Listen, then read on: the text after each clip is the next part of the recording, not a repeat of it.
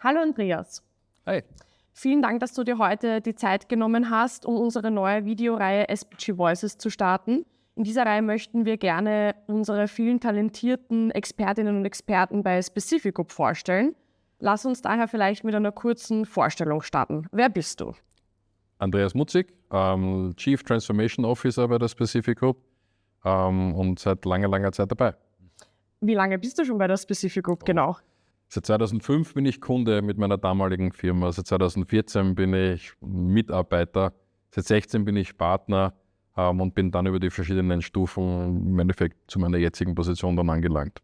Und wo liegt deine Expertise? Ich bin Betriebswirt. Ich habe immer schon an der Nahtstelle zwischen denen, die was brauchen, gearbeitet und denen, die es bauen. Das heißt, ich war immer Übersetzer. Ich muss immer im Endeffekt etwas vorausschauen, immer planen und dann ist, glaube ich, eine meiner Haupteigenschaften, dass ich nicht aufgebe. Es geht ums Überzeugen, es geht ums Dranbleiben, es geht ums Umsetzen bis zum Ende. Das ist das, was mich ausmacht. Woran arbeitest du aktuell? So wie alle. Die gesamte IT-Industrie, glaube ich, arbeitet zurzeit am Nutzen von AI, am Umstellen basierend auf AI. Nach der Gartner-Linie sind wir gerade irgendwo im Tal der Tränen. Alles klingt super, alles ist aber trotzdem schwierig und wir brauchen den Pfad der Erleuchtung. Wir müssen uns anschauen, wie kann man die Technologie, die sich da jetzt gerade entwickelt, die schon viel geschaffen hat, aber trotzdem erst in den Kinderschuhen steckt, wie kann man es wirklich einsetzen und nutzen. Das gilt für uns als Unternehmen, das ist aber ganz besonders wichtig für unsere Kunden, wo einfach die Skala eine viel größere ist und das ist eigentlich mein Hauptaugenmerk. Welche Herausforderungen hast du in der Vergangenheit in deinem Bereich erlebt? Viele, da es ja ein paar Jahre waren. Im Endeffekt, glaube ich, ist IT ein menschengetriebenes Business und dort, wo Menschen sind, Menschels. Man hat die Emotionen, man hat die Ängste, man hat die Sorgen, man hat die Einschränkungen, die man überkommen muss. Man muss Leute abholen, man muss sie überzeugen, man muss ihnen die Vision aufzeigen, des Warums. Warum gehen wir diesen Weg? Warum ändern wir dieses System oder automatisieren irgendwelche Dinge? Und die damit verbundenen Ängste dann wegnehmen. Das heißt, das ist der Mensch, den einzuholen, mitzunehmen, wie auch immer Beraterjargon da ist, das ist, glaube ich, ein wichtiges Thema, auf das man eingehen muss und das wird oft unterschätzt. Und ich glaube, dass in Zeiten des Turbokapitalismus, der Turbotechnologie, wird das immer wichtiger. Damit Leute nicht unter die Räder kommen, weil im Endeffekt brauchen wir trotzdem die Ideen haben, die das Interface sind, Mensch-to-Mensch, Human-to-Human-Interface, damit ein Unternehmen erfolgreich sein kann. Das ist das eine.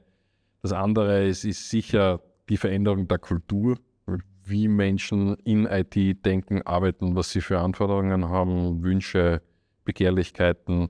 Das unter einen Hut zu bringen mit der Ökonomie eines Unternehmens ist sicher auch, oder war eine Herausforderung, ist es und bleibt es. Und dann, wir sind ein verteiltes Unternehmen, wir arbeiten in 10 verschiedenen Ländern. Das heißt, wir haben geopolitische, gesundheitliche Dinge gehabt, Covid, großer Umbruch, Dinge, wie die sind, obwohl wir ein kleines Unternehmen sind mit 500 Leuten, ist es trotzdem für uns relevant und da kommen immer wieder Dinge auf uns zu, die wir berücksichtigen müssen und im Endeffekt gemeinsam meistern müssen. Welche Lösungen wurden seitdem entwickelt? Genauso, das ist ein sehr umfassendes Thema.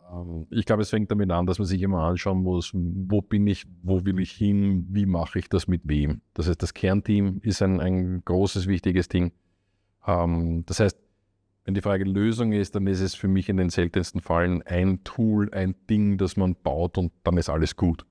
In der Regel ist es komplexer, in der Regel ist es zusammenhängend und hängt, wie gesagt, an Menschen und Rollen ab. Dementsprechend haben wir in den letzten Jahren alle 5, 6 Jahre in Wirklichkeit unsere Organisation komplett umgestaltet von ihrer Organisation her, weil sich Dinge verändern. Genauso unsere Größe. Wir sind, die Kurve geht drauf und das macht einen Unterschied, wenn ich 200 Leute stark bin oder 500 Leute, brauche ich eine andere Struktur. Wir haben zum Beispiel entschieden, dass wir auf Fachlichkeit setzen, auf Expertise in Themen und nicht auf einzelne Technologien.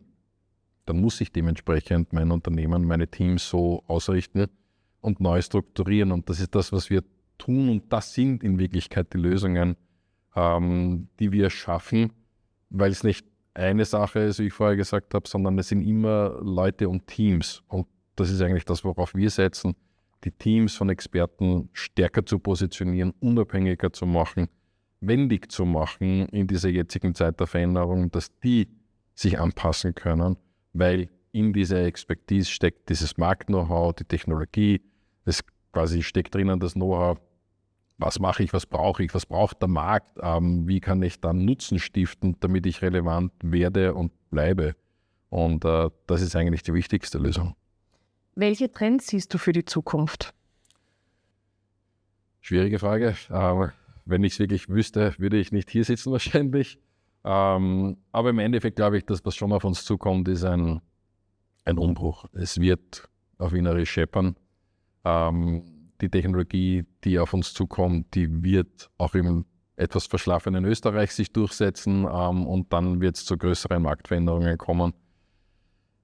Ich glaube, da müssen alle sich festhalten bzw. lossprinten in der gleichen Zeit, festhalten einfach mit der Geschwindigkeit und lossprinten, um zu sagen, wie können wir es machen. Niemand braucht in Panik geraten. Ich glaube, effektiver Change in Unternehmen ist langsamer, als es die großen Konzerne sich wünschen und darstellen medial. Aber er kommt und im Endeffekt glaube ich, dass sich noch weiter dieses Spektrum auftrennt immer in einem Unternehmen. Wenn man jetzt sagt, ein Mittelstand oder großes Unternehmen, hat man immer quasi die Business-Seite und die IT-Seite, das Spektrum von den absoluten Non-Techies und den Hardcore-Entwicklern und Technikern. Und ich glaube, dass es sich so verändern wird, dass es sich extremer verschieben wird. Ich glaube, es wird immer wichtiger werden, dass man Plattformen und die Architekten für Grundlagen hat, um für ein Unternehmen zu sagen, was wollen wir tun, wie setzen wir es auf.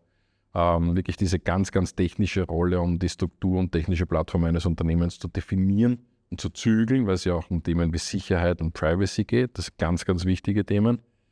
Aber die Anwendung von Technologie wird sich wegverschieben von einem großen IT- und Operations-Stab, Entwicklerstab, technische Analysten. Ich glaube, dass sich das viel, viel mehr in die Business-Seite verschieben wird.